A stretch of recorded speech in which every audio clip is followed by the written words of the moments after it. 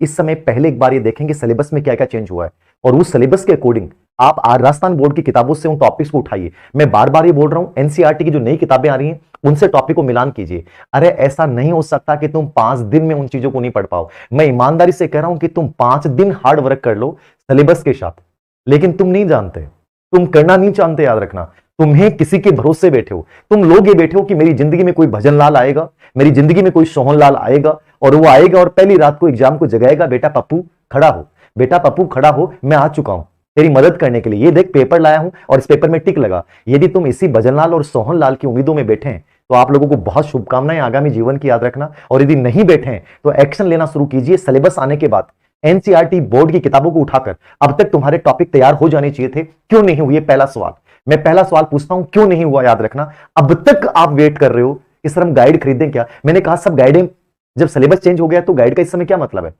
लेकिन आप ये सवाल पूछ रहे हो, मतलब मूर्खता की हद है ये, मतलब उच्चतम मूर्खता ये है। ये 3 साल वाले लोग हैं जो सिलेक्शन नहीं ले सकते। 3 महीने में सिलेक्शन के लेने के लिए एक्शन लेने पड़ते हैं, डेली की योजना बनानी पड़ती है, डेली की प्लानिंग के अकॉर्डिंग टारगेट्स पूरे करने पड़ते हैं। चाहे रात को 1 बज जाए, क्यों नहीं कर सकते साहब? हम प्रॉब्लम्स बहुत है, याद रखना। मैं तो कहता हूं पूर्व एग्जाम में क्वेश्चन पेपर भी सोल्व कर लो ना आप। अरे आप करते तो हो नहीं यार, किसको? मैं कई बार मुझे लगता है कि मैं मुर्दों के देश में मुर्दा लोगों को खड़ा करने की उम्मीदें लगाए बैठा हूं। कई बार लगता है कि गलत कर रहा हूं, मैं नहीं जगा पाऊंगा तुम लोग, कई बार मुझे ऐसा फील होता है।